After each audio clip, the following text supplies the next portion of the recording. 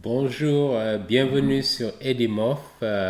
Donc aujourd'hui, nous continuons notre analyse du conflit qui oppose l'Iran aux États-Unis et à Israël. Dans une vidéo précédente, nous avions, si vous voulez, jeté les jalons de ce que nous allons examiner dans cette série de vidéos que nous consacrons à ce conflit d'actualité qui affecte non seulement le Proche-Orient, mais le monde entier, en raison des enjeux, je dirais économiques d'abord, qui concernent la planète entière, mais également des enjeux géopolitiques et géostratégiques et militaires. Et donc, voilà pourquoi nous avons voulu nous arrêter pour examiner selon un angle, une perspective biblique.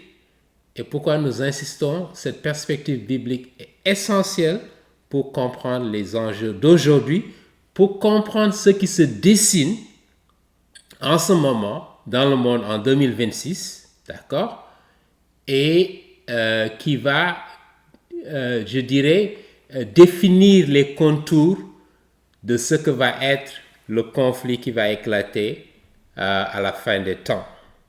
Nous ne savons pas quand est-ce que la fin des temps aura lieu, mais nous sommes certains, parce que nous avons la parole de Dieu qui nous donne ce qui aura lieu à la fin des temps.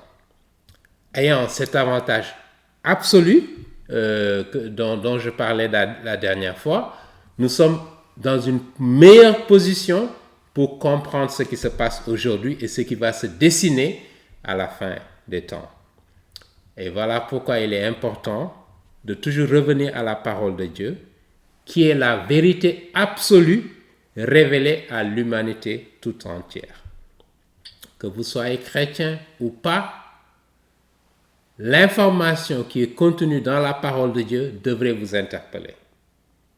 Parce que Dieu, le Dieu de cet univers, l'Éternel, vous relate ce qui va se passer lorsque le dernier conflit, si vous voulez, va éclater, va embraser non seulement le Proche-Orient, mais l'ensemble de la planète. Et c'est ce qui va entraîner le retour de Jésus-Christ sur terre. D'accord? Pour rétablir l'ordre, la paix dans le monde entier. Pour restaurer son règne sur cette terre. Amen. Et nous, chrétiens, nous sommes, je dirais, empressés que Jésus-Christ revienne pour rétablir la justice. Parce qu'il n'y a pas de justice dans ce monde. Nous savons souvent, ce sont les puissants. Ce sont les gens qui sont, je dirais, qui ont des relations, qui sont apparentés. C'est eux qui dirigent la justice, comment elle doit fonctionner. Amen. Donc, il ne s'agit pas de justice. Parce qu'il y a beaucoup de gens qui sont condamnés par le système judiciaire. Mais si aux yeux de Dieu, lorsqu'on examine leur cas, ne devraient pas être condamnés.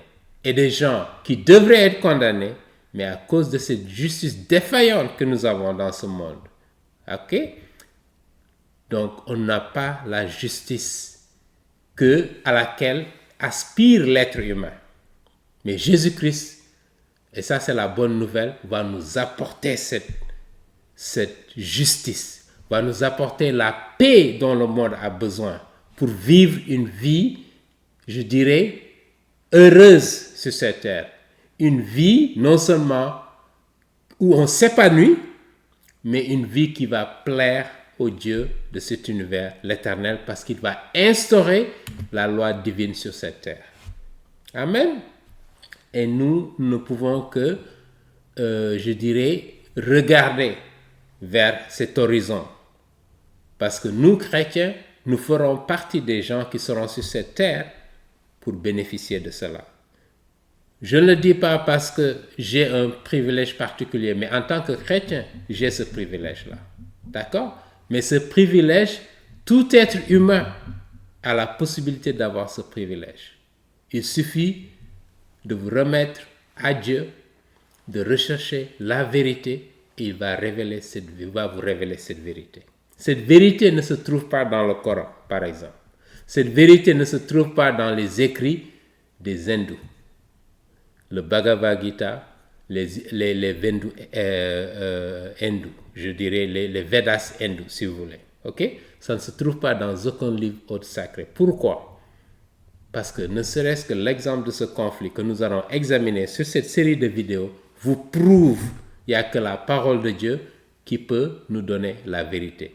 Parce que 2500 ans avant que le conflit que nous voyons aujourd'hui, Dieu avait prophétisé qu'à la fin des temps, un pays comme l'Iran va se battre contre Israël. Un pays comme la Russie, imaginez, la Russie, il y a 2500 ans, on ne pouvait pas imaginer qu'ils allaient développer une puissance militaire au point d'attaquer Israël et de vouloir l'anéantir. L'Iran, on en a parlé la dernière fois, l'Iran était un ami du peuple juif. Et je voudrais le rappeler pour ceux qui, aujourd'hui, en regardant l'actualité, pensent que l'Iran a toujours été un ennemi d'Israël. Non. C'est seulement en 1979, lorsque l'ayatollah Khomeini est venu au pouvoir, pas Khamenei qui a été tué il y a quelques semaines par l'armée israélienne, si vous voulez, en coordination avec les États-Unis. Mais je parle de Khomeini qui était le premier leader. Naturellement, il a travaillé avec Khamenei pour prendre le pouvoir et pour instaurer un État islamique. C'est à partir de là que l'opposition à Israël a commencé. Et ça s'est durci au cours des années. Et tous les enjeux que nous voyons autour du développement, de l'enrichissement de l'uranium de l'Iran, que l'Occident, y compris Israël, veut opposer pour empêcher justement un conflit, je dirais non seulement régional, mais peut-être mondial. Parce que les Juifs, l'État d'Israël est un ennemi juré de l'Iran aujourd'hui. D'accord? Et donc, voilà pourquoi il est important de revenir à l'histoire. Parce que le peuple iranien a toujours été ami au peuple juif, au peuple israélien. Aujourd'hui, ce sont des ennemis. Donc, on ne peut pas comprendre en retournant à l'histoire comment se fait-il qu'ils sont passés d'amis à ennemis. C'est lorsque justement la révolution a éclaté. Ils ont instauré un régime islamique qui s'oppose à Israël et qui, pour des raisons aussi religieuses et prophétiques, parce que justement, ils croient qu'avec le retour du Mahdi, Jésus-Christ qui va aussi revenir est en train je dirais, d'incarner ce mouvement-là qui va vers ce que l'islam a prophétisé, mais qui n'aura pas lieu.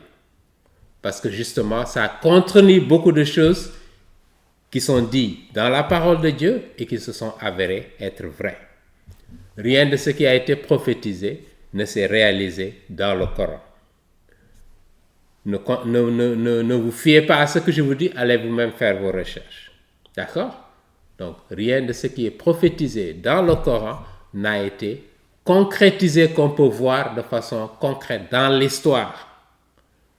Et j'y reviendrai.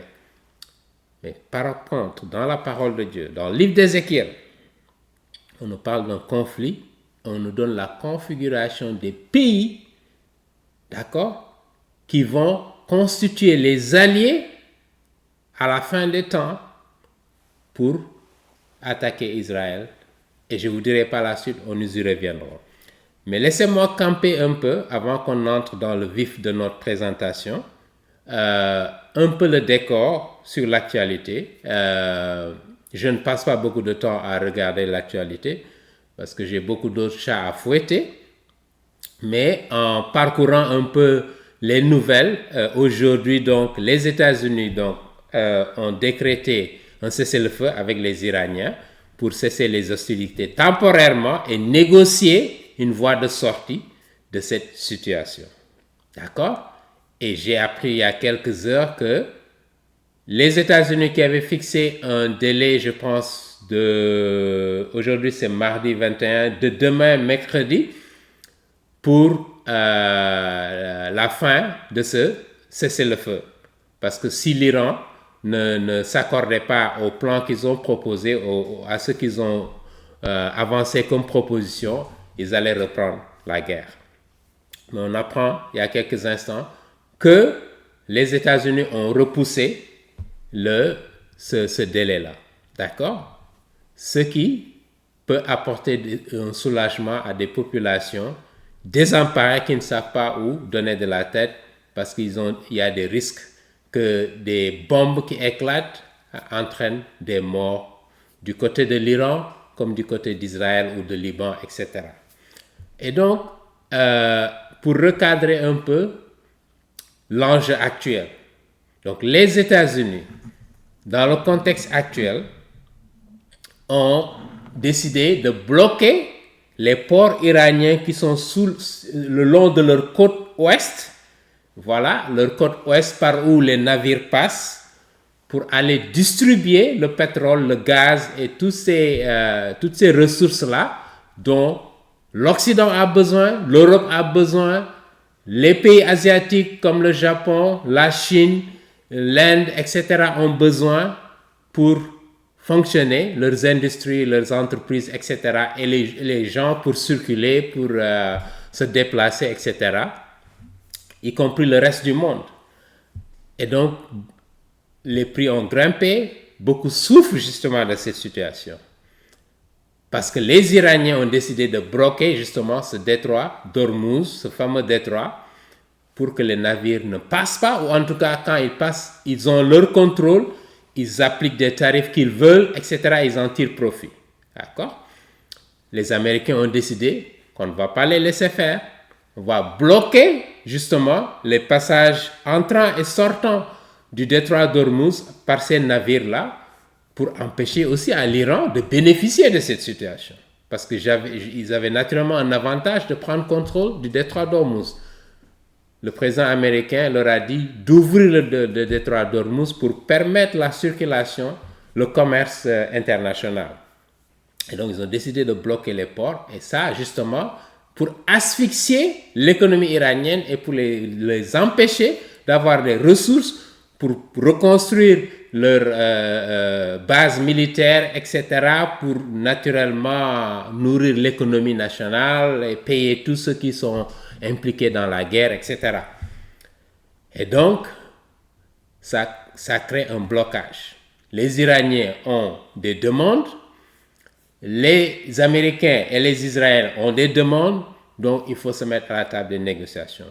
Donald Trump, naturellement, pensait qu'au début, ce serait une opération facile parce que n'ayant aucune connaissance géopolitique sur ce qui se passe dans le monde, il prend des décisions parfois à l'emporte-pièce, sous le coup des émotions, au lieu de s'en tenir à ce que ses conseillers expérimentés, je ne parle pas des gens qui sont autour de lui et qui sont des, comment dirais-je encore, papettes, je ne sais plus comment on dit ça en français, et qui ne font que exécuter ce que lui leur dit, que ce soit des bêtises, des idioties, ils ne font qu'exécuter. Malheureusement, les gens qui ont le courage de lui dire la vérité, de lui dire ce qu'il faut faire, soit ne restent pas longtemps autour de lui, soit il ne les écoute pas parce que justement il veut faire ce que lui il veut. Et ça a des implications non seulement aux États-Unis, mais dans le monde entier. Donc pour revenir sur ces enjeux, les Américains ont fait un blocus naval pour que les navires ne passent pas.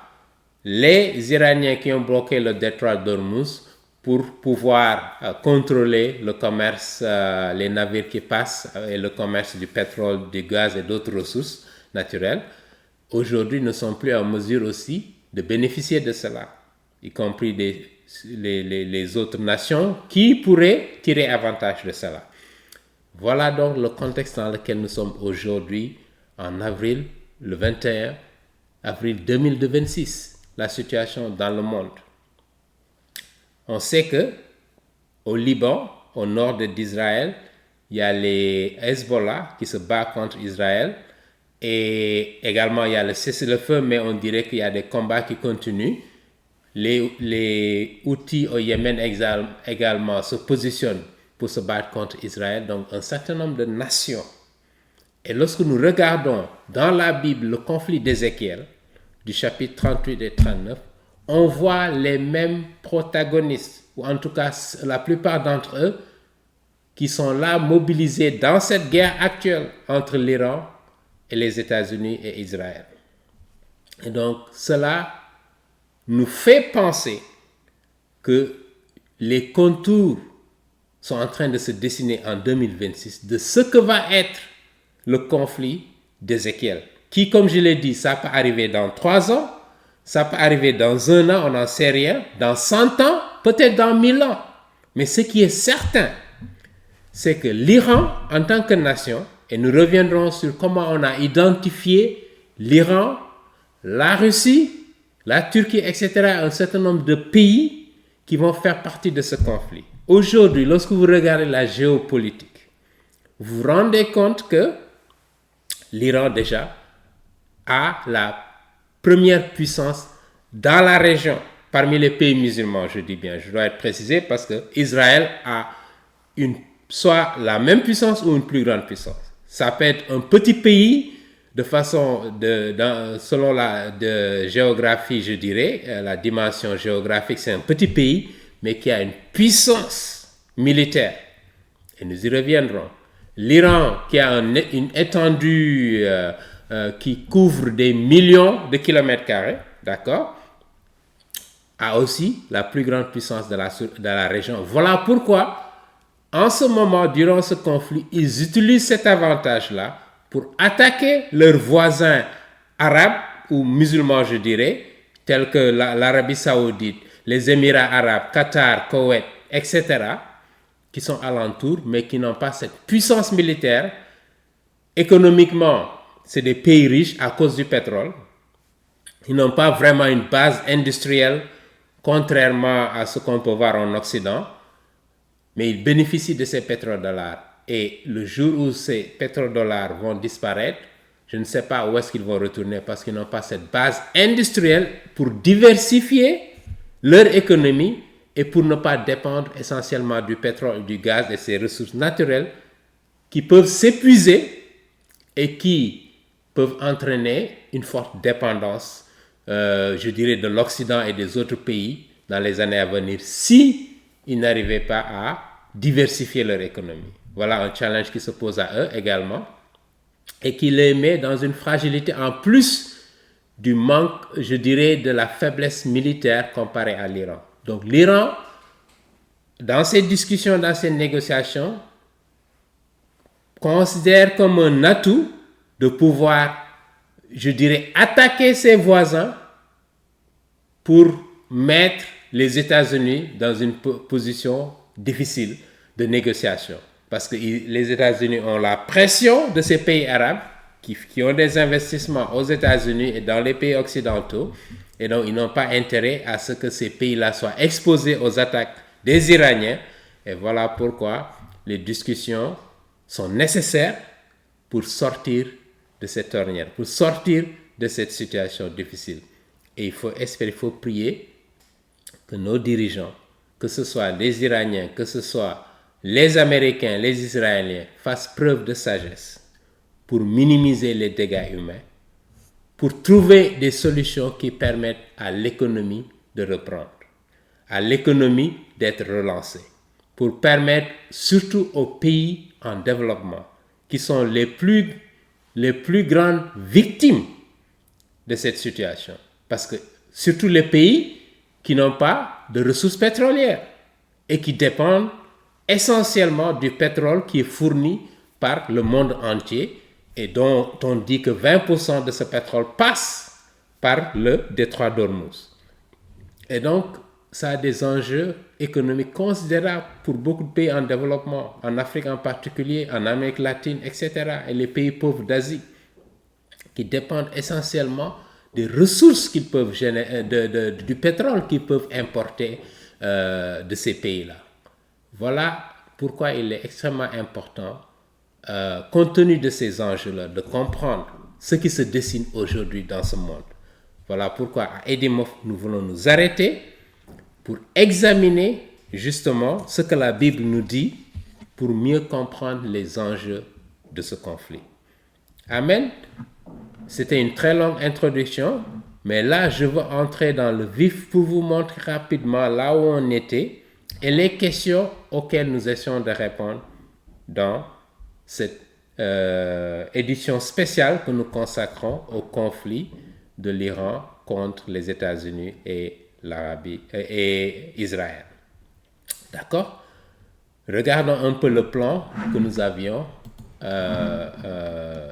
dégagé ici. Donc, comme vous le voyez, on avait là, je vous montre un peu cette carte qui montre un peu les pays alentours qui sont plus ou moins concernés par le conflit d'Ézéchiel. Et je reviendrai. Donc, vous voyez un peu ici, la Russie n'apparaît pas, mais c'est au nord ici de la Géorgie, comme vous pouvez le voir. Et laissez-moi vous montrer ici. Donc, la Géorgie, ici au nord de la Géorgie, vous avez la Russie. La Turquie qui est au nord d'Israël, à l'ouest de l'Iran, l'Iran qui est ici. L'Irak, l'Arabie Saoudite qui est ici et les pays du Golfe qui sont autour. Voilà. Le détroit d'Ormuz est là. Nous avons l'Égypte ici au sud. Je vois, et là aussi on a le Soudan du sud. Ézéchiel parle des pays qui sont un peu autour ici. Et peut-être ici, l'Arménie. Et si on remonte vers l'ouest de la Turquie, on a l'Allemagne, la Pologne et d'autres pays, je dirais, d'Europe de l'Est. Voilà. Certains feront partie, justement, de cette coalition de pays qui vont se liguer pour venir attaquer Israël. Donc, je voulais vous montrer un peu cette carte qui montre l'ensemble de ces pays. Yémen, peut-être aussi, ferait partie de ces pays qui vont faire partie de la coalition. D'accord? Et je vous montre ensuite, je dirais, la carte qui retrace un peu les pays selon ce que Ézéchiel nous dit. On va faire une sorte de mapping pour voir un peu la géographie actuelle comparée avec la géographie au temps d'Ézéchiel, il y a 2500 ans. Pour voir les noms que Ézéchiel utilise pour dire, voilà, les peuples qui vont habiter dans ces régions. D'accord? Comment on peut identifier que c'est la Turquie? Voilà, parce qu'il y a des noms. Les ancêtres des Turcs qui habitaient dans cette région avaient des noms. Et voilà comment, à travers la parole de Dieu qui a été écrite il y a plus de 2000 ans, on peut arriver à déterminer ce qui était dit pour cette partie correspond à ce que nous voyons aujourd'hui. Parce que si vous prenez par exemple un pays comme la Turquie, un apôtre comme Saint Paul, aujourd'hui s'il revenait sur terre en 2026, il serait complètement abasourdi, complètement, je dirais, étonné de voir un pays comme la Turquie qui est devenu un pays musulman. Je rappelle que l'apôtre Saint Paul est né en Turquie. Il est juif, chrétien, né en Turquie. Au 1er siècle, la Turquie était chrétienne. Jusqu'au, je dirais, 7e siècle, lorsque l'islam est venu, a conquis une bonne partie du Moyen-Orient. C'était essentiellement des pays, des nations chrétiennes. Lorsque l'évangile a été prêché partout, l'apôtre Paul en Turquie, dans beaucoup de villes de la Turquie, l'apôtre Paul est passé, en Grèce, etc. Mais la Turquie aujourd'hui est presque à majorité musulmane, presque plus de 98%, je n'ai plus les statistiques, mais si vous regardez les statistiques, quelqu'un qui a vécu au 1er siècle ne peut pas comprendre comment se fait-il que la Turquie qui était 100% chrétienne, aujourd'hui est devenue presque 100% musulman. Et voilà ce que Ézéchiel a prophétisé pour dire, les peuples qui vont former la Turquie actuelle là, feront partie de ceux qui vont attaquer Israël. L'Iran que vous voyez, l'Iran aussi, dans l'histoire, n'étaient pas forcément des chrétiens, mais il y a eu des chrétiens. Lorsque l'évangélisation au 1er siècle s'est répandue, les gens sont allés un peu partout. En Irak, on avait des chrétiens. Aujourd'hui, on a toujours des chrétiens, mais c'est une minorité. Mais avant que l'islam ne vienne, je dirais, étendre son empire sur tous ces pays-là, c'était des pays essentiellement chrétiens. Et j'aimerais le rappeler à nos téléspectateurs pour qu'ils comprennent l'histoire. D'accord? Et qu'à la fin des temps, ces nations qui seront essentiellement des nations musulmanes vont se liguer contre Israël pour l'attaquer. Et c'est ce qui va faire revenir Jésus-Christ pour sauver Israël, parce que Jésus-Christ a un plan spécifique pour Israël. Amen. Même si les Juifs l'ont rejeté au 1er siècle, il a été crucifié sur la croix à cause des Juifs, il a toujours un plan parce que Dieu est fidèle. Dieu ne fait pas quelque chose parce que vous lui avez fait du bon. Il ne vous rend pas la monnaie, non. Sa fidélité est intrinsèque à qui il est. Son ipséité, si vous voulez. Son être lui-même. Dieu lui-même ne peut pas changer ce qu'il est. C'est un être fidèle. Il avait promis à Israël, même si vous me reniez, même si vous me désobéissez, même si vous oubliez que je suis le Dieu de cet univers, l'Éternel, je n'abandonnerai pas le plan que j'ai pour vous, pour mon peuple Israël. Amen. Voilà le Dieu que nous servons, qui n'a rien à voir avec Allah. Parce que Allah, il se venge. Si vous lui faites du mal, il va retourner le mal contre vous. D'accord? Si vous lui désobéissez, si vous ne faites pas ce qu'il veut, il va vous anéantir. Ça, c'est pas le Dieu de la Bible. Ça, c'est pas le Dieu de cet univers qui est miséricordieux, qui ne répond pas à ce que les gens font, mais qui est miséricordieux et qui est prêt à pardonner.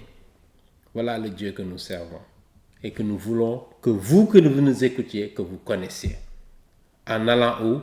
Vers la parole de Dieu. En lisant la Bible, la parole de Dieu, pour voir ce que ce Dieu-là nous dit. Amen. Et je n'ai pas oublié de prier pour entamer. Là, c'était juste une introduction. Ça a pris un peu de temps, mais je veux encore une fois rappeler que malgré tout ce qui se passe dans le monde aujourd'hui, le Dieu de cet univers, Yahvé, Jéhovah, il a toujours contrôle de l'humanité. D'accord? Cet univers dans lequel nous sommes, cette terre sur laquelle nous sommes, ne sera pas détruite par une bombe nucléaire. Non. L'humanité ne sera plus anéantie.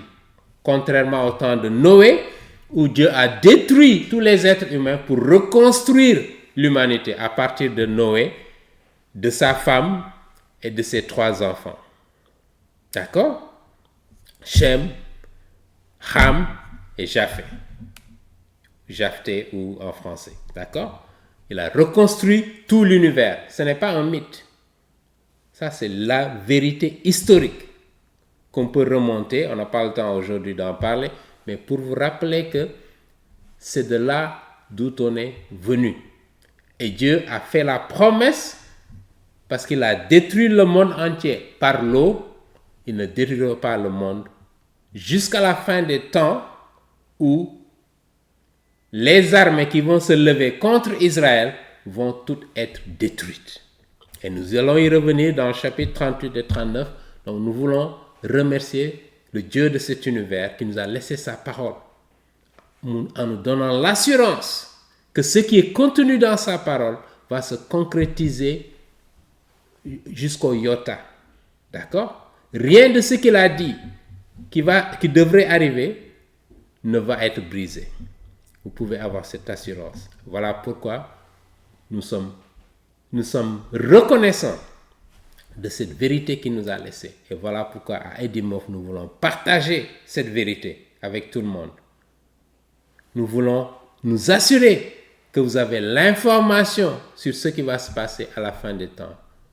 Et que ce sera sérieux. Parce que le jugement de Dieu pour ceux qui continuent à rejeter Dieu dans leur vie, il y aura un moment où le jugement de Dieu va s'abattre sur vous, si vous le rejetez.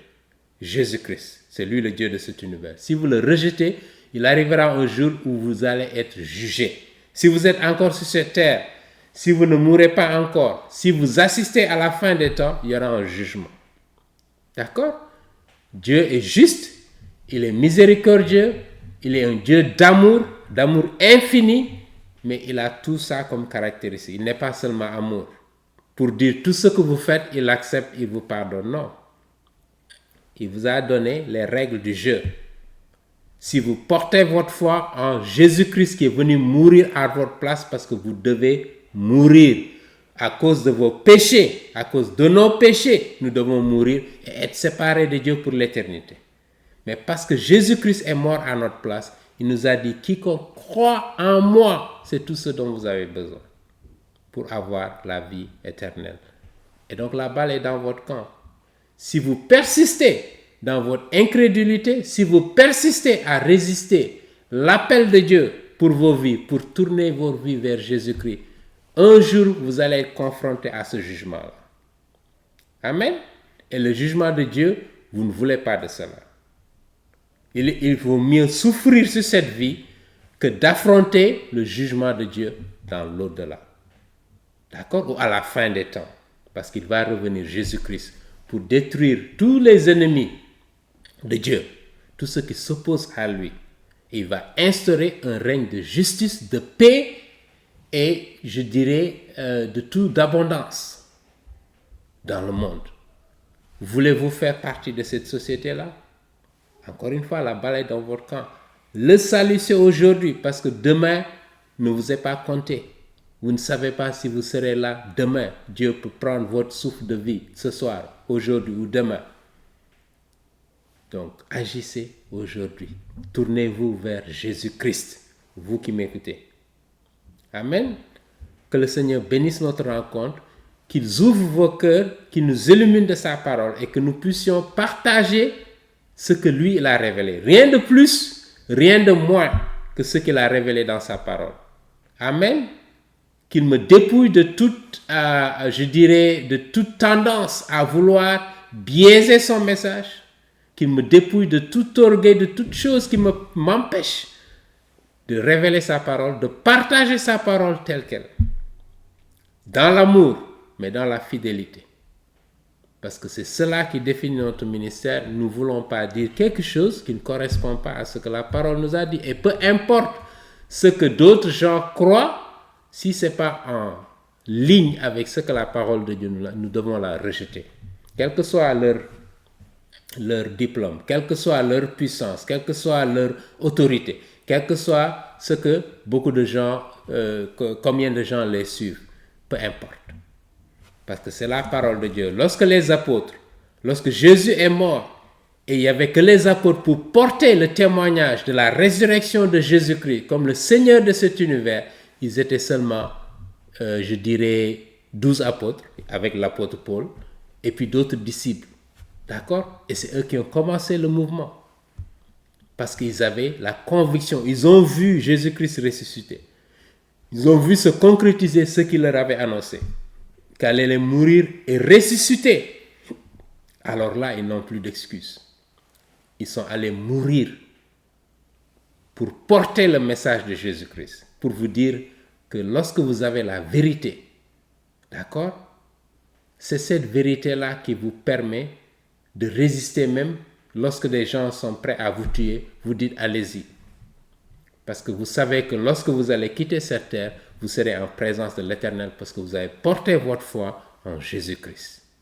Vous avez remis tout entre ses mains. C'est lui le Dieu de cet univers. Et qu'il vous demande de dire la vérité, de défendre la vérité à tout prix. Nous ne sommes pas là pour des compromis. Nous ne sommes pas là ce que les êtres humains font. Ils font des compromis. Ils compromettent leurs valeurs pour des gains matériels, pour des plaisirs de ce monde, pour des accolades que d'autres leur donnent. Nous ne sommes pas dans cette dynamique-là. Voilà pourquoi, peu importe ce que d'autres peuvent penser de nous, ce qui importe pour nous, c'est de partager la parole de Dieu et de dire la vérité, toute la vérité. Naturellement, nous pouvons nous tromper, comme je le dis souvent, sur telle ou telle chose. Voilà pourquoi nous avons cet espace à Edimov pour que vous partagiez je dirais, vos arguments, d'accord, basés sur des choses solides. D'accord? C'est ce que nous attendons. Pas des discussions futiles ou des attaques, etc. Nous ne sommes pas là-dedans. Nous sommes là pour nous focaliser sur la parole de Dieu, sur ce que Dieu nous dit. Révèle. Amen. Que le Seigneur vous bénisse. Voilà donc, pour entrer dans le vif du sujet, comme j'ai dit, donc j'ai un peu posé le contexte et nous allons avancer rapidement.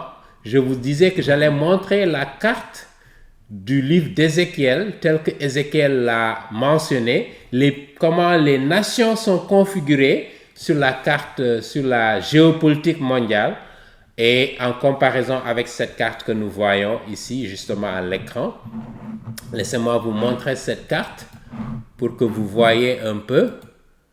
Là, c'est en fait la carte qui montre un peu les ports actuels. Laissez-moi voir.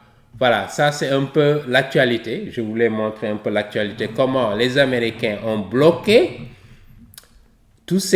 l'accès de ces navires-là à travers ces différents ports iraniens qui sont sur la côte ouest. Ok? L'ensemble de ces ports, en particulier les navires qui passent par l'île de Karg, l'île de Bandar Abbas, etc., le port, tous ces ports-là en rouge indiqué, c'est là où les navires qui entrent et qui sortent d'Iran passent par ces ports-là. Donc les États-Unis ont bloqué ça pour empêcher justement ces navires de passer par le détroit d'Ormuz, ici, là, par où tous les navires passent pour aller dans le reste du monde. D'accord? Donc c'est là le contexte actuel où les négociations sont. Et je disais que donc ce que je voulais vous montrer ici, c'est la carte d'Ézéchiel, si vous voulez. Et encore une fois, on n'a pas encore commencé la lecture, mais on va le faire d'un instant à l'autre. Mais je voulais vous montrer un peu.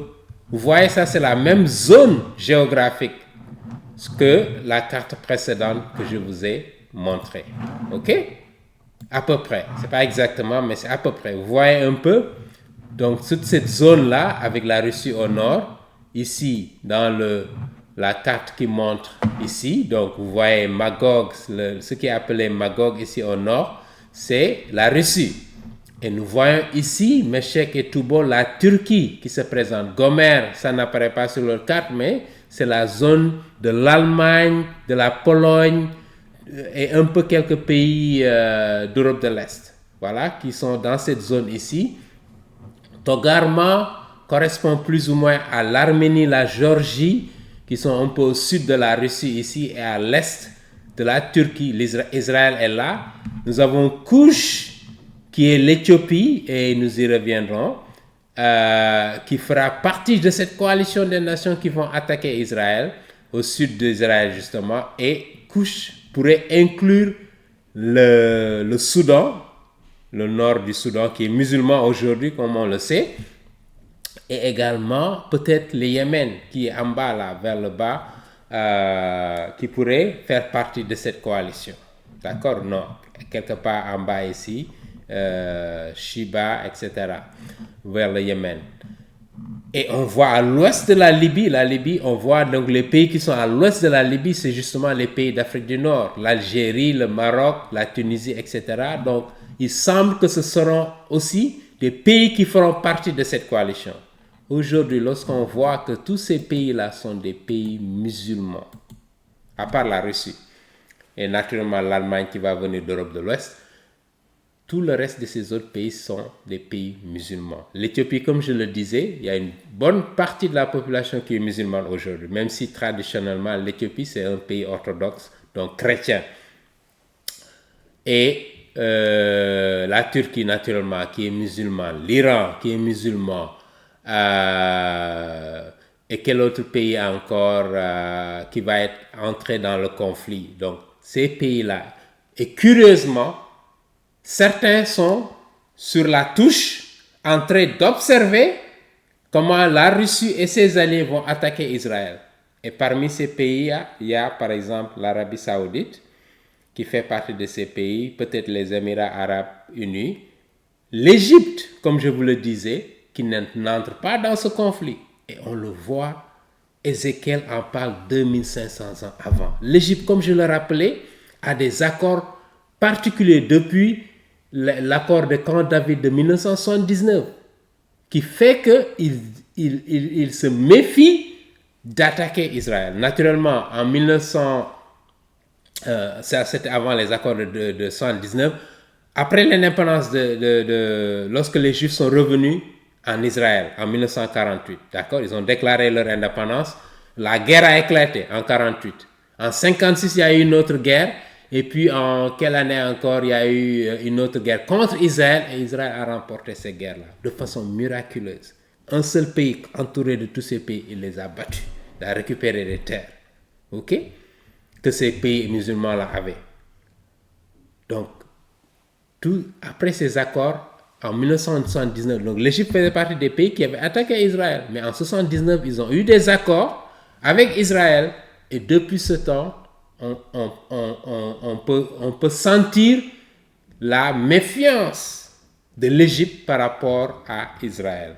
Contrairement à des pays comme l'Iran, qui aujourd'hui sont positionnés pour être les plus grands ennemis, je dirais les ennemis jurés d'Israël. Et voilà pourquoi ils ont même mis des proxys comme Hezbollah au Liban, au nord d'Israël, pour les attaquer de là-bas. À l'intérieur d'Israël, ils ont appuyé le groupe Hamas pour déstabiliser Israël, pour je dirais, effacer l'Israël de la terre. Ça, c'est leur objectif ultime. D'accord? Et c'est connu de tout le monde, de ces groupes terroristes-là. C'est ça leur objectif. L'Iran, naturellement aussi, leur objectif, c'est débarrasser Israël de ces Juifs et en même temps prendre contrôle de Jérusalem. Nous avons consacré une vidéo sur ce que le Coran dit concernant Jérusalem et comment les musulmans ont été dupés de croire que Jérusalem, c'est une ville sainte de l'islam. D'accord? À partir d'une histoire qui a été racontée et qui ne correspond pas à la vérité. J'ai consacré une vidéo, si vous voulez avoir des informations, retournez à la vidéo que j'ai consacrée à la guerre du Hamas, justement, où j'ai traité de la question de Jérusalem selon ce que le Coran nous dit. Retournez à cette vidéo pour comprendre. Et donc, pour revenir, je rappelle que Jérusalem, ça c'est la ville sainte de Dieu, de l'Éternel. Donc, tout autre peuple qui veut s'emparer de cette ville et qui dit que cette ville n'appartient pas aux Juifs est en train de s'opposer à l'Éternel. Je voudrais le rappeler. Amen. Jérusalem appartient à Dieu. Dans le livre d'Ézéchiel, et nous allons y revenir au chapitre 5, verset 5, on nous rappelle cela, que Jérusalem, ça appartient à Dieu. Il leur a confié ça aux Juifs, mais c'est une ville qui appartient à Dieu. Aujourd'hui, Jérusalem est occupée par des musulmans, des chrétiens et des juifs. Mais Dieu a dit, Jérusalem m'appartient et je l'ai remis à mon peuple. Et voilà pourquoi il y a des tensions. Et ces tensions vont persister jusqu'à la fin des temps, malheureusement. Mais c'est ce que la parole de Dieu nous dit. Jusqu'à la fin des temps, tant que ces peuples seront là à contrôler Jérusalem, et la Bible a prophétisé cela. Il a dit, Jérusalem sera comment on appelle ça en français encore, a cup of trembling. Jérusalem va être, je dirais, pris en possession par les nations païennes. C'est ce que la Bible nous dit. Et aujourd'hui, à quoi assistons? Exactement à cela. Et ça a été prophétisé plus de 2000 ans. Dans les évangiles même, c'est indiqué que Jérusalem sera entre les mains des païens, des nations païennes. D'accord? Pas des juifs. On voit les musulmans avec la mosquée d'Al-Aqsa qui est là-bas, qu'ils contrôlent. Et toute tentative par les juifs de récupérer cette mosquée va se traduire par une autre guerre. Parce que les musulmans, l'avenir de leur religion, l'enjeu principal, c'est que le Coran leur a dit que la deuxième ville sainte, c'est Jérusalem. D'accord? Après la Mecque, c'est Jérusalem. Deuxième ville sainte, deuxième ou troisième en tout cas. Deuxième ville peut-être c'est Médine, mais troisième ville sainte, ça c'est Jérusalem. et ils y tiennent comme de la prunelle de leurs yeux. D'accord? Voilà pourquoi on ne sait pas. Mais le conflit qui va embraser le monde entier, qui va faire revenir Jésus-Christ, peut-être que ça va être une discussion, la pomme de Jérusalem comme étant la pomme de discorde. Je n'en sais rien. C'est une possibilité. Mais ce qu'on voit se dessiner, exactement ce que la Bible a prophétisé, que Jérusalem sera entre les mains des païens. 2000 ans avant. Même avant Jésus-Christ, ça a été prophétisé. Aujourd'hui, on assiste à la même chose.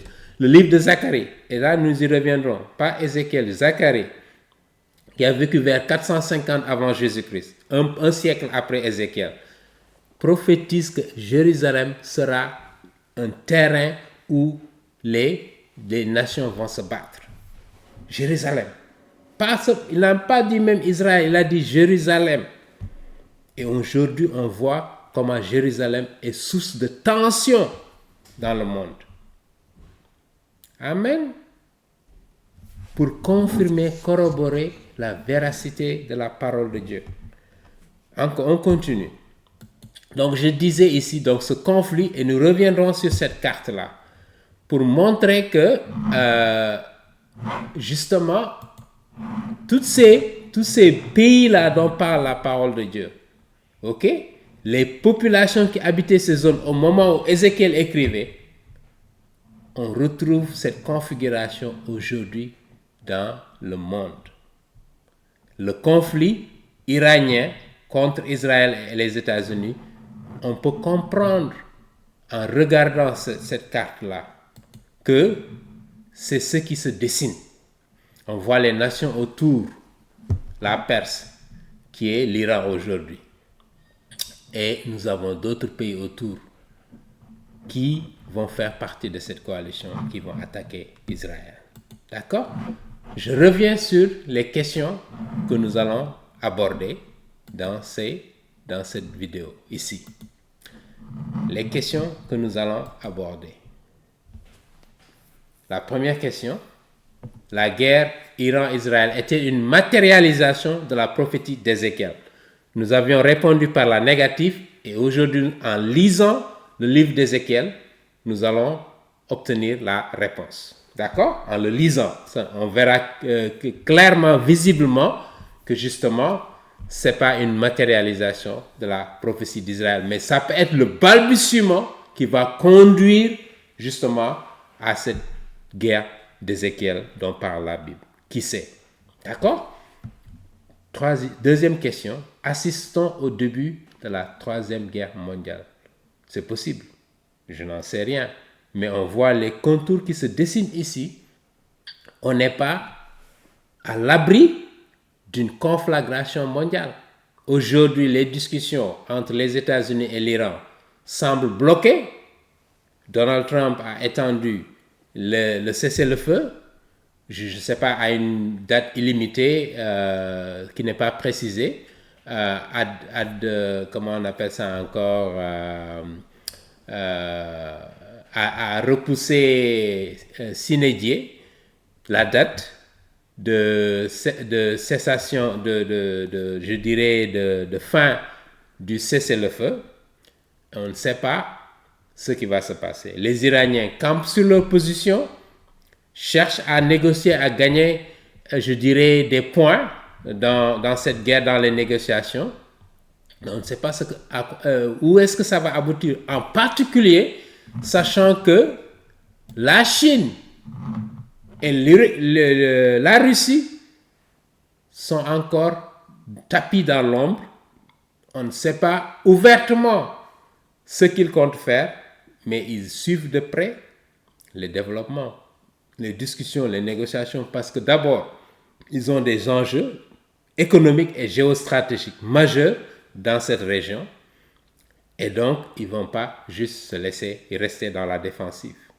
Il peut arriver un moment où la Chine et la Russie décident d'intervenir, et ça va encore créer plus de chaos dans le monde. On ne sait pas ce que les jours à venir nous réservent. Voilà pourquoi il est important, lorsqu'on revient à la parole de Dieu, de savoir ce que Dieu nous dit concernant la fin des temps.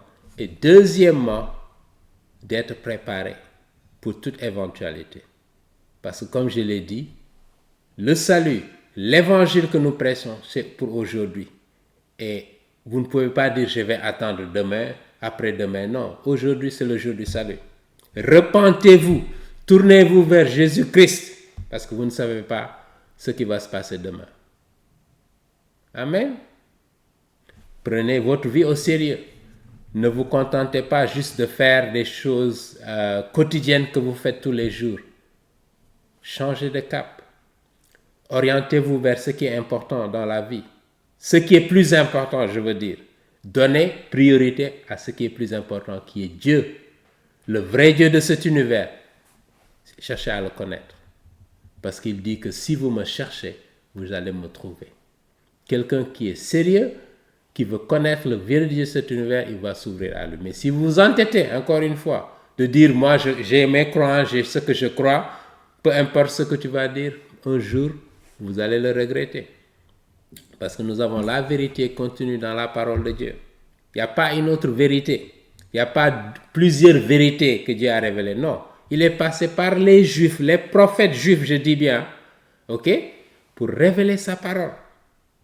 Pour révéler la vérité au monde entier. D'accord? Et que donc, vous avez le choix. Allez-vous chercher à le connaître et accepter de vous soumettre à ce qu'il laisse dans sa parole pour lui obéir, ou allez-vous faire ce que vous voulez au risque de votre éternité. Et c'est ce qui est en jeu.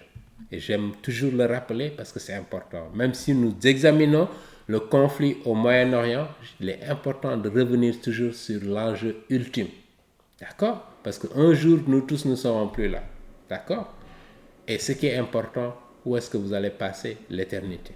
En présence de Dieu ou loin de lui? D'accord? Vous ne voulez pas la deuxième option. Parce qu'il n'y a rien de pire que cela, d'être séparé de Dieu pour toute l'éternité. Je ne peux même pas imaginer ce que ça peut être. Et je ne voudrais pas y aller. Voilà pourquoi je m'accroche à Jésus-Christ. Lui qui détient les clés de l'éternité, du paradis. Et il demande que vous frappez à sa porte pour qu'il vous ouvre. Amen. Ne lui résistez pas. Voilà le message que je peux vous laisser. Nous allons commencer à lire. Donc, voilà les questions auxquelles nous allons essayer de répondre. Donc, ce que nous allons faire, je vais parcourir le chapitre 38. Et naturellement, nous allons faire chapitre 39. Et nous allons essayer de faire l'exégèse de ces passages-là pour les comprendre et les placer dans le contexte de ce conflit iranien que nous vivons en ce moment, en 2026. D'accord? Pour que vous compreniez ce qui est en jeu, pour que vous compreniez les protagonistes qui sont dans ce conflit d'Ézéchiel et que nous pouvons retrouver aujourd'hui dans le conflit iranien. À l'œil nu, qui apparaissent. D'accord? Amen. Donc, lisons ici le chapitre 38 d'Ézéchiel. Le chapitre 38 d'Ézéchiel. D'accord? Voilà ce que le chapitre 37 d'Ézéchiel nous dit ici. Voilà. Chapitre 38, je dirais, d'Ézéchiel. Lisons-le. Prophétie contre Gog, dans la version Louis II. D'accord? Il nous dit, la parole de l'Éternel me fut adressée, moi, Ézéchiel.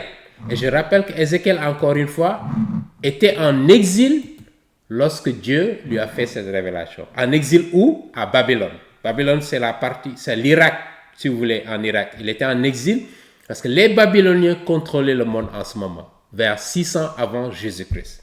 Nous sommes en train d'étudier le livre de Daniel et nous avons évoqué largement comment l'empire babylonien a pu s'imposer, prendre contrôle du monde entier.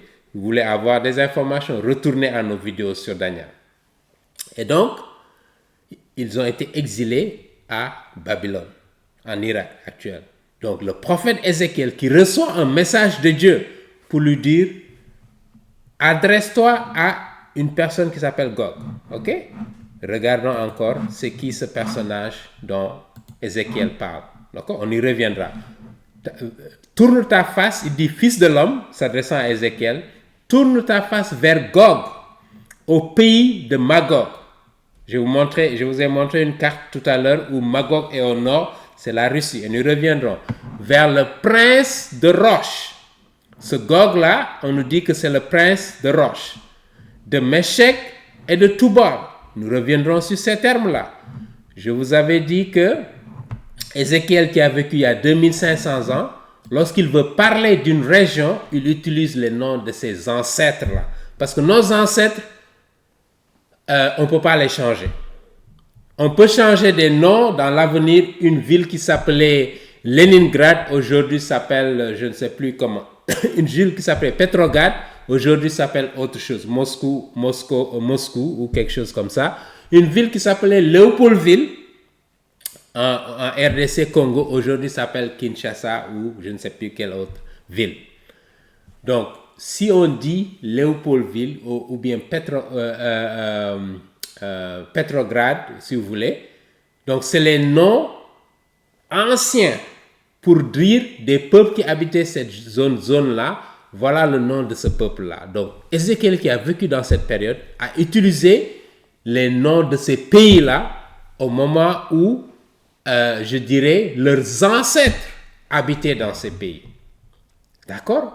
On ne peut pas changer nos ancêtres. Même si c'est une prophétie sur le futur, en utilisant les noms de leurs ancêtres, on peut localiser géographiquement ces pays-là. Et c'est comme ça que nous sommes arrivés à identifier les protagonistes qui sont dans ce conflit d'Ézéchiel. On va aller à leurs ancêtres. On va prendre le nom de leurs ancêtres, les terres qu'ils ont occupées quand ils sont arrivés sur leur terre. Ces populations-là, leurs ancêtres, ça te permet de localiser l'endroit actuel. La Turquie, par exemple, qui sont ses ancêtres? La Perse, les ancêtres, on les appelait comment? L'Iran d'aujourd'hui, je veux dire, ça s'appelait la Perse. La Russie, comment s'appelait le pays? Les populations qui ont migré dans cette zone, comment on les appelait? C'était quoi leurs ancêtres? Voilà la liste de ces zones que nous allons étudier en partant de la Bible, parce que la Bible nous donne toutes ces informations. Amen. Voilà pourquoi il est important de fouiller la Bible, de lire attentivement par vous-même. N'attendez pas qu'on vous donne, qu'on vous fasse la prédication. Lisez vous-même. Informez-vous, parce que vous avez cette responsabilité. Ce n'est pas seulement donné aux pasteurs ou aux prêtres de lire la parole de Dieu. Vous avez cette responsabilité individuelle parce qu'un jour, Dieu va vous demander, est-ce que vous lisiez ma parole? Vous n'allez pas dire, oh, j'attendais que le prêtre me fasse l'exégèse ou la prédication pour que je comprenne. Non. Vous avez la responsabilité. Il vous incombe de lire la parole de Dieu pour savoir ce que Dieu a dit. Amen. D'accord? Il n'y a pas un magistère où quelqu'un vous dit c'est ce qu'il faut comprendre. Non. L'Esprit Saint peut vous guider. L'Esprit Saint a la capacité de guider tout individu qui est à la recherche de la vérité. D'accord? Si vous savez lire, si vous savez entendre, vous pouvez comprendre la parole de Dieu. Amen. D'accord? Donc, pour revenir ici, donc, le prince de Méchec est Tubal, ok? Et prophétise contre lui. Dieu dit à Ézéchiel de prophétiser contre ce Gog-là, qui habite au pays de Magog, qui vient pour attaquer Israël. Il lui dira, ainsi parle le Seigneur l'Éternel. Voici, j'en veux à toi. Donc, lui, le prince de Roche, le Gog là, Dieu dit, je m'en veux à toi parce que tu t'es attaqué. Pourquoi? Parce que tu t'es attaqué à Israël. Ok? Voici, j'en veux à toi, Gog, prince de Roche, de Méchec et de Tubal. D'accord? Encore une fois, nous reviendrons sur ces pays et ces personnages. Il dit, j'en veux à toi. Il dit, je t'entraînerai et je mettrai une boucle à tes mâchoires. Je te ferai sortir, toi et toute ton armée. Vous voyez, ils viennent avec une armée. Chevaux et cavaliers. Naturellement, ça, c'est durant le temps d'Ézéchiel. Ils ne pouvaient pas savoir qu'il y a des missiles balistiques dont disposent ces armées-là aujourd'hui. Donc, ils utilisent des termes qu'ils connaissent. Vous ne pouvez pas utiliser le terme missile ou, je ne sais pas, armes balistiques ou etc. Ça, c'est ce que nous connaissons aujourd'hui. Peut-être dans 100 ans, on aura d'autres types d'armements beaucoup plus sophistiqués, d'accord, qui s'appelleront autre chose, je ne sais pas. Et donc, mais c'est pour rappeler que ces peuples-là qui vont se liguer contre Israël, ils vont venir avec des armées puissantes. Et Ézéchiel nous le rappelle ici, il nous le dit ici. Ils vont venir avec des armées puissantes, d'accord? Des armements puissants, tous vêtus magnifiquement. Donc, avec des armements, troupes nombreuses portant le grand et le petit bouclier. Donc, des armes sophistiquées et des armes, je dirais, standards, etc., qu'on utilise pour les guerres d'aujourd'hui. Tous maniant l'épée. Là, ce n'est pas l'épée, mais c'est les armes nucléaires ou les armes balistiques, etc. D'accord? Des armes sophistiquées dont disposent aujourd'hui l'Iran, la Chine, Israël, les États-Unis, la Russie, etc. Tous ces pays-là, tous portant le bouclier et le casque. D'accord? Et Gomer, un autre personnage qui est identifié ici. D'accord? Et nous reviendrons sur qui est ce Gomer-là. D'accord? Là, je rappelle que Gomer, on disait justement que la carte qu'on a ici, vous voyez Gomer au nord-ouest, ça c'est vers l'Allemagne, la Pologne, d'accord? Peut-être un peu la Hongrie ou la Bulgarie, ces pays alentours, autour de cette zone-là. Curieusement, l'Ukraine qui est quelque part ici, apparemment ne fait pas partie de cette coalition. Et donc, on peut, aujourd'hui, en 2026, on peut se dire, on comprend pourquoi, parce que précisément, l'Ukraine est encore contre la Russie. Et l'Ukraine aujourd'hui même fait des médiations avec les pays du Golfe pour leur apporter un appui militaire. Donc, pour dire aussi, c'est une possibilité que la configuration dont Ézéchiel a parlé, justement, n'inclut pas l'Ukraine, la partie de l'Ukraine, mais parle de l'extrême nord d'Israël, d'accord? Nord-est. Et ça, c'est la Russie. Et le pays, le pays de Magog, précisément, c'est la Russie, ce n'est pas l'Ukraine. D'accord? Vous voyez un peu comment ce que Ézéchiel a prophétisé il y a 2500 ans. Nous, aujourd'hui, on a cet avantage en 2026 de voir où se trouve l'Ukraine, de voir le conflit qu'il y a entre la Russie et l'Ukraine, que ce n'est pas pour demain que ces deux pays-là vont se liguer, probablement pour se battre contre Israël. Naturellement, en tout cas dans l'horizon visible que nous voyons, on ne peut pas le penser. Ézéchiel ne le confirme pas. Ézéchiel nous parle de la Russie. Et Gomer qui est au nord de l'Ukraine, si vous regardez la géographie un peu, vous verrez que donc l'Ukraine est au sud un peu de l'Allemagne et je dirais à l'ouest de la Russie, mais au nord de la Turquie, etc. Mais cette partie-là ne fait pas partie de ces pays dont parle Ézéchiel. D'accord? Retournons à notre lecture de Ézéchiel. OK? Et nous reviendrons, comme je l'ai dit, pour donner plus de détails. Pourquoi on parle de Gomer? D'où vient le nom? D'accord? La maison de Togarma, d'où vient le nom? Nous reviendrons dans Genèse chapitre 10 pour revenir sur cette généalogie des pays. D'accord? À l'extrémité du septentrion. Septentrion, ça veut dire au nord. À l'extrême nord. Voilà ce que Ézéchiel nous dit. Il dit que ce Gog-là viendra de l'extrême nord. Et quel est le pays qui est à l'extrême nord? C'est la Russie. Précisément. Non seulement il y a tellement d'éléments qui confirment que c'est la Russie. Le fait Gog. Le nom Gog, c'est le titre d'un dirigeant, leader. Comme un tsar, comme un ayatollah, etc. Magog, ça correspond à la région de la Russie. D'accord? Les autres peuples, la Turquie, c'est cette zone-là. Ça correspond plus ou moins à ce qu'on voit aujourd'hui. La Turquie qui est essentiellement musulmane, qui a une puissance militaire et qui est plus disposée à travailler avec les pays arabes qu'avec Israël. Même si en ce moment, ils ont un bif avec l'Iran parce que l'Iran les a attaqués en envoyant des missiles durant cette guerre. Donc, ils n'ont pas beaucoup aimé. Mais ça, c'est des tensions temporaires. À la fin des temps, la Turquie va faire coalition avec l'Iran contre Israël. Voilà ce que Dieu nous dit dans sa parole. D'accord? Et donc, nous y reviendrons. OK? Pour parler justement de ça. À l'extrémité du septentrion, donc au nord, et toutes ces troupes, peuples nombreux, notez bien, qui sont avec toi. Donc, ils viendront avec des armées, je dirais, considérables, un nombre considérable de militaires qui feront partie de cette campagne contre Israël. Il lui dit, prépare-toi, tiens-toi prêt. Il parle à ce Gog-là, toi et toute ta multitude assemblée autour de toi. Dieu lui dit que prépare-toi parce que c'est moi-même qui vais me battre contre vous. Je prends la place d'Israël parce que Israël c'est mon peuple et vous l'avez attaqué. Il dit prépare-toi. Parlant à la Russie, l'Iran, la Turquie, la Libye et tous ces pays qui vont se liguer pour côté, il dit préparez-vous parce que je vais vous exterminer tous. Et c'est ce qui va arriver à la fin des temps. Il va exterminer tous ces ennemis d'Israël qui sont en train de les attaquer.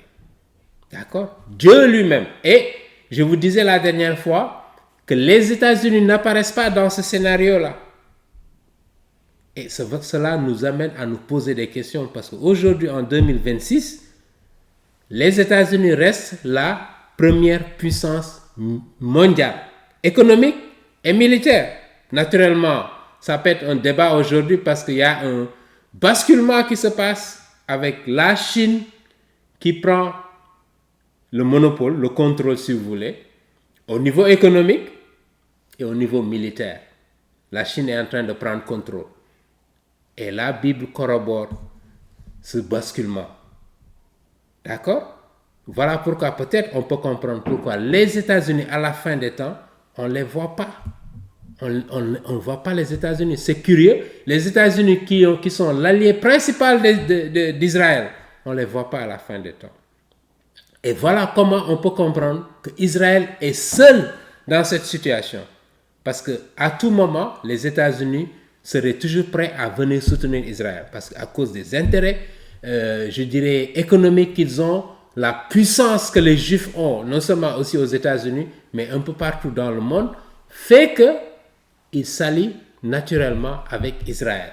Mais lors du conflit d'Ézéchiel, aucune nation ne va venir au secours d'Israël. Ils vont être seuls. Et pourquoi Dieu a voulu orchestrer ce scénario? Je rappelle que c'est Dieu qui va orchestrer cela. D'accord? À la fin des temps. Il s'assure qu'Israël n'a aucun allié de son côté. D'accord? Pour montrer que si Israël a été sauvé à la fin de la guerre, c'est à cause de lui. Pour que la gloire lui revienne. Voilà ce que Dieu veut nous laisser comme message. Même dans ce passage d'Ézéchiel, on va le voir. Il dit à la Russie, à la Turquie, l'Iran, tenez bon, préparez-vous, parce que là, je vais vous exterminer, je vais vous décimer. C'est ce que Dieu nous dit. Parce que lui-même va prendre contrôle. Un miracle va s'opérer. Israël sera seul. Tous ces pays-là, beaucoup, la Russie, la Chine, l'Iran. Peut-être l'Iran en ce moment aura une bombe nucléaire. Avec toute cette bataille qu'il y a pour l'empêcher d'avoir la bombe nucléaire, peut-être qu'un jour ils seront en mesure de le faire. Et là, ils vont vouloir s'attaquer à Israël pour le détruire avec l'arme nucléaire.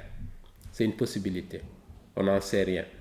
Mais Dieu va intervenir avant que Israël ne soit détruit pour attaquer ces gens-là et les détruire miraculeusement.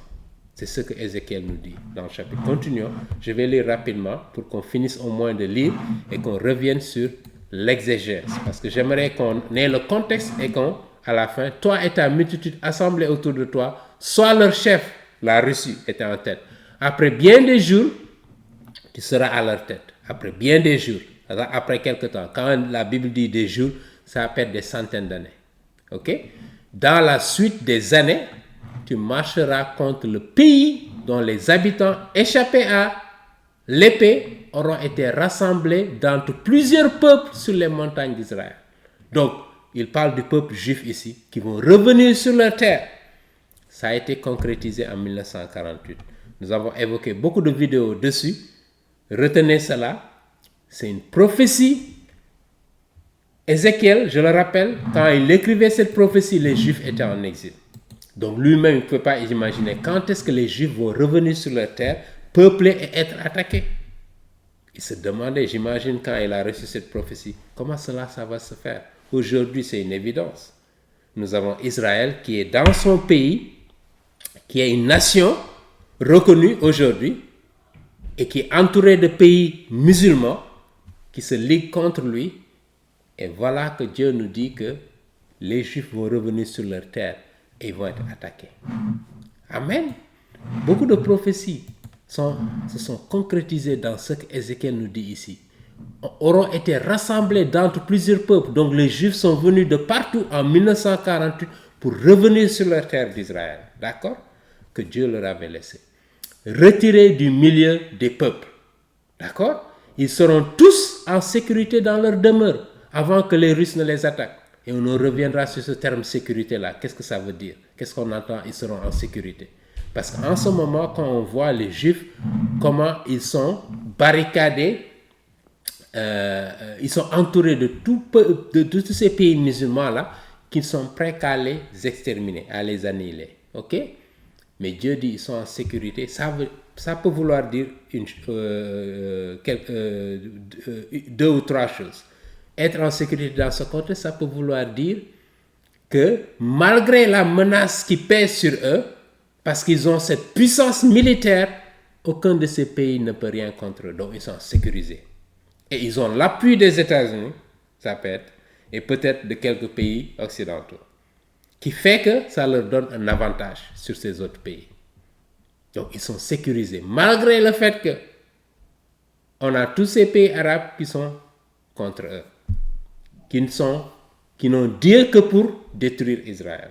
C'est ça leur objectif. D'accord? Et dans le Coran, on voit des références qui parlent de destruction des Juifs. La sourate 9, en particulier, si je me souviens, parle de ça. Détruire les Juifs, les annihiler, les tuer. Voilà pourquoi certains musulmans se lèvent justement avec cette mission. Les gens de Hamas, les gens de Hezbollah, les Iraniens. Leur objectif, c'est d'annihiler Israël. Mais je rappelle encore une fois, ça n'aura pas lieu. Je n'ai pas besoin d'être un prophète, je m'appuie sur la parole de Dieu. Ça n'aura pas lieu. Israël ne sera pas détruit. Les Juifs ne seront pas anéantis en totalité. Impossible. Si ça arriverait, c'est que cette parole de Dieu-là n'est pas la vérité.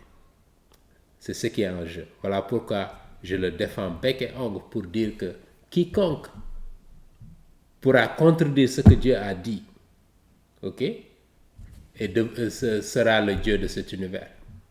Si vous arrivez à contredire ce que Dieu a dit et que vous avez raison, et que Israël, par exemple, est détruit, c'est que ce n'est pas la parole de Dieu. Mais tant que Israël sera en vie, vous pouvez être certain que ce qui est dans la parole de Dieu correspond à la vérité. Amen. Parce que la Bible nous rappelle dans Jérémie que tant que le soleil va se lever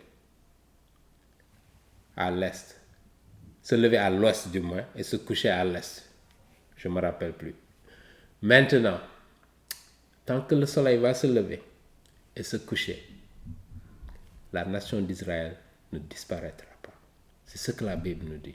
Et comme on a tous les jours le soleil qui se lève et se couche, d'accord? Donc ça veut dire que tant que les jours et les nuits vont se succéder, la nation d'Israël, juive sur leur terre, là où ils sont, ne disparaîtra pas. Amen. Donc, quel que soit ce qui va arriver, quelles que soient les discussions sur les armes nucléaires, ne vous inquiétez pas. Ce monde-là ne sera pas annihilé. Il y a des menaces qui vont se proférer. Il y a des attaques qui auront lieu. Peut-être des milliers de personnes vont être tuées par certaines de ces armes nucléaires ou balistiques, etc., puissantes que nous avons aujourd'hui. Mais il n'y aura pas une destruction de l'humanité tout entière. Ça n'aura pas lieu. Parce qu'il y a un Dieu de cet univers, d'accord, qui est au contrôle de ce qui se passe dans ce monde. Et il nous a informés. Il nous a donné l'information de ce qui va arriver. Voilà pourquoi nous tenons avec les 10 doigts de la main, cette promesse qu'il nous a faite. Que d'abord, il ne va pas détruire la terre entière. Il ne va plus le faire. Mais qu'à la fin des temps, Jésus-Christ va revenir pour rétablir l'ordre dans ce monde. Pour rétablir la paix, la sécurité, la justice. Amen. Et que les gens vont pouvoir vaquer à leurs occupations, leurs activités. Il y aura de l'abondance. Il n'y aura pas de la famine, il n'y aura pas des gens qui ont des choses, d'autres qui n'ont pas. Non. Tout le monde aura accès à toutes sortes de choses. Peut-être la technologie sera même beaucoup plus avancée. Et il y a des choses extraordinaires que nous allons avoir l'opportunité de faire. Amen.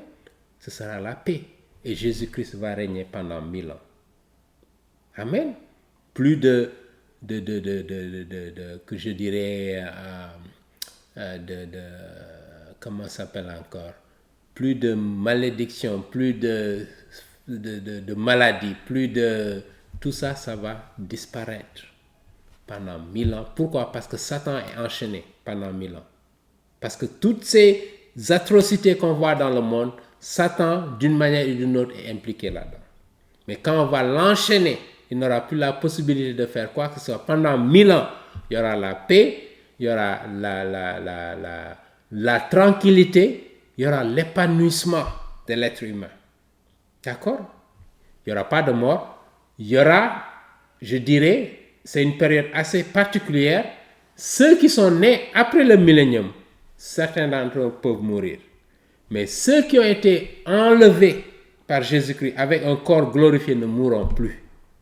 Donc ils vont vivre sur terre pendant 1000 ans avec Jésus-Christ.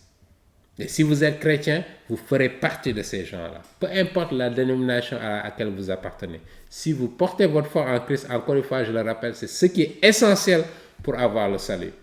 C'est pas aller à la messe tous les jours ou tous les dimanches. C'est pas se confesser chez quelqu'un. C'est pas, je dirais, jeûner, d'accord, qui va vous faire entrer au paradis.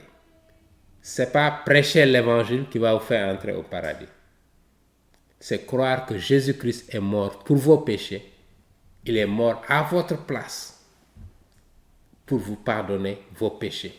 Et que si vous acceptez cela, si vous croyez à ce qu'il t'a laissé comme évangile ou message, alors là, vous êtes son enfant, vous devenez un chrétien, vous devenez un enfant de Dieu, c'est tout ce qu'il faut. Tout ce qu'on peut vous raconter d'autre ne correspond pas à la vérité révélée par Dieu dans sa parole. Amen.